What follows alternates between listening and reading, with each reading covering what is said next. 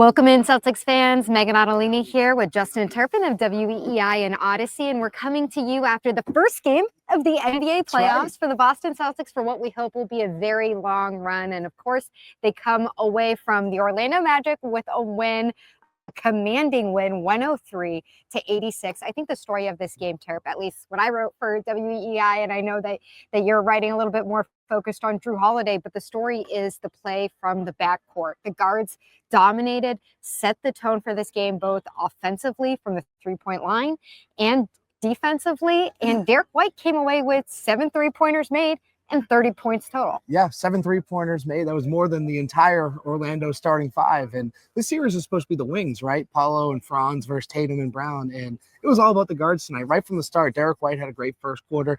Peyton Pritchard had 9 points in his first 3 minutes. He was incredible. Crazy. And then Jrue Holiday came alive in the third quarter. So it's almost like they alternated. Derek White was great throughout the night. Obviously, 30 points for the third time in his career in a playoff game. He was fantastic. But I mean, they picked him up big time. Jalen and Jason both struggled a little bit to get going, and the guards really picked him up. I will say, because we just came out of the post-game press conferences, we heard from Jason Tatum. There was a flagrant one called, and Tatum went down hard and it looked like his wrist, and he said that he got an x-ray on that wrist post-game.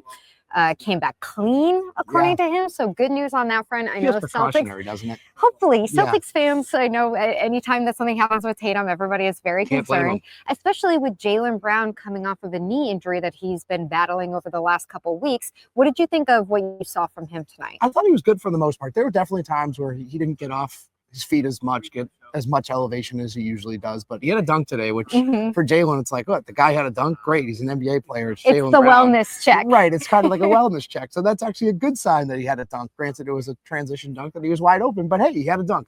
I thought he was good for the most part. I think there was times where he didn't necessarily have the burst that he usually does and didn't get off. I think he almost blocked by the rim at one point. So there was times where he clearly wasn't himself. And Joe Mazzulla told us not to look into the 30-minute restriction. He was at 30 minutes, and that was his restriction. Joe Mazzulla told us not to look into that, but it is kind of interesting he was hovering around there. Then again, they won by 17. So was there really a reason to push him? But I just kind of make a note of that. Credit to Orlando. I think they did a really good job in the first half. I think they were playing their game and luring the Celtics a little bit into what Orlando wanted the rest of the game to look like. I think the Celtics only attempted 16 3-pointers.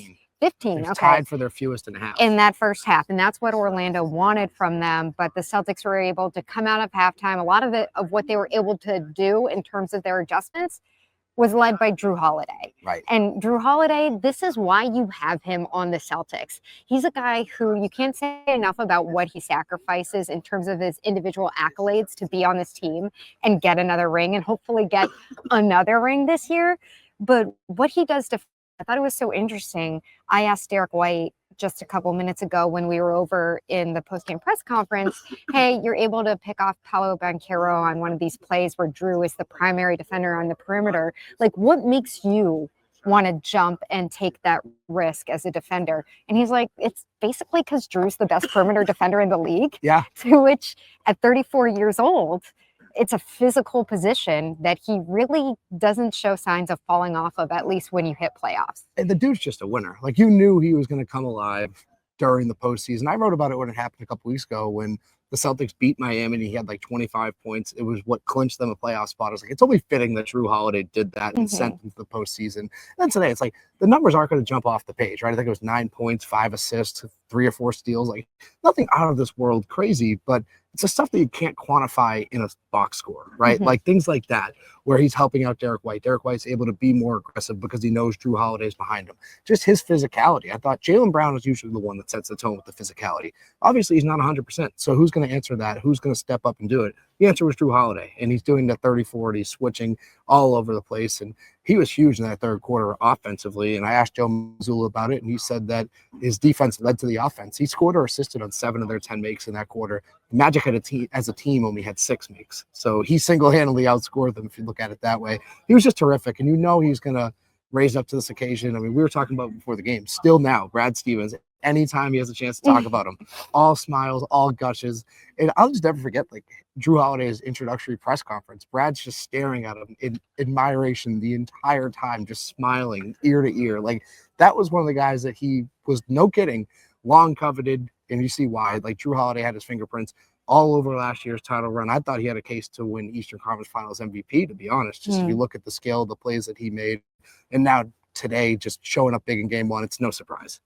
I think that it is notable that coming out of this first game, neither of us are really focused on the performance from Jason Tatum, because in the first half, it wasn't exactly what you were looking for in terms of him getting going. What do you attribute that to? I mean, this is a tough defense. This is a really tough defense, this Orlando team. And we got a glimpse of that for a good majority of the game. The Celtics made a run towards the end, and especially in the second half. But this is a really good defense. And when you look at Jason, though, you're going to look at the shooting numbers that were well below what we expect from him and his regular efficiency.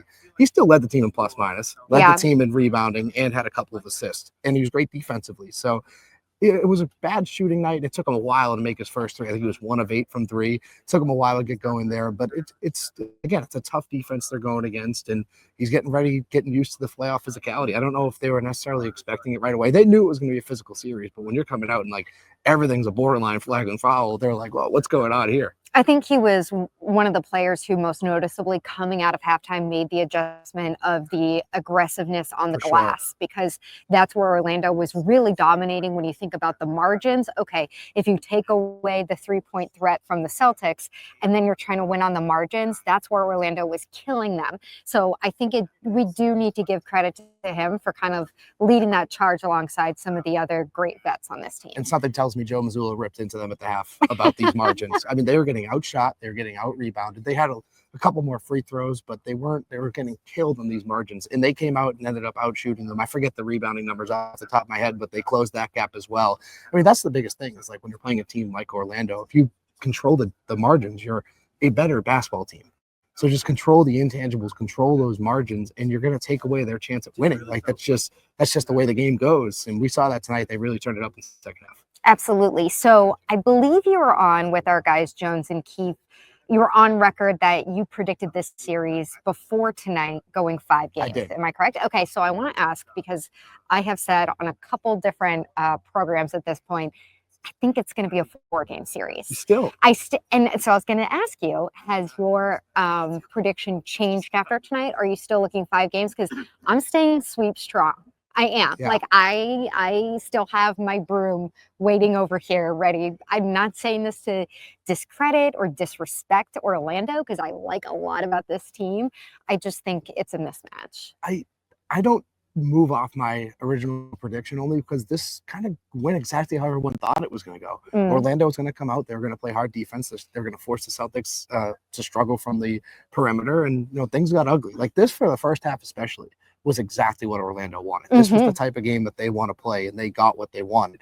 If they played that way and carried it into the second half, the Celtics probably lose this game. So it's about putting it together for 4 quarters, which I think they can do in one of these games. And we saw last year, even when they sweep the Pacers, it is so hard to pull off a sweep in the NBA. Like, it is. The Celtics were, 5 possessions away from being down 3-1 in that series, if you really look into it and look back at that series. So I'm not moving off the 5-game series. So gentleman sweep. Well, the gentleman sweep. Okay. It's the first round of the playoffs. If they can deal with it. But I do worry about the bumps and bruises that are going to come out of this game. It's very physical. Even like watching Peyton Pritchard at times, it looked in the second half like he was a little ginger after some of the knocks. He took a shot off a screen. He collided legs, so he had a lower body thing. Obviously, Jason Tatum was getting an X-ray, and Derek White was all over the floor too. It's like you're talking 3 guys after game 1. They played 48 minutes. We still got at least 3 more games of this, and we're like, oh baby, like this is going to be tough. So you'd hope for the sweep in that sense, that they'd get more time off. Like I think they had to prioritize that. It's like we can't drop a game. Like, we don't want to go back to war with these guys, and not that they're scared of it or anything, but they're well aware of the long term. Like they did a great job this year, pacing guys, making sure everyone was good for the playoffs. And now this is a tough draw in the first round in terms of their physicality and what they do. But Orlando's a good team, so I'm excited for it. Absolutely. Well, we will be back here for game 2 Wednesday night at the Garden. I believe tip-off is at 7. Is it 7? Hopefully, I just checked because I love an early game. That's the fantastic. half hour makes all the difference. Big difference. Fingers crossed the Celtics get back to the finals, but once you're there, those 8:30 p.m. Those tip-offs are tough. I know everyone feels so sorry for us. Yeah, right. 3:30. Happy Easter to everyone who celebrates. Justin, I'll see you Wednesday, and hopefully we will be coming to you after another win.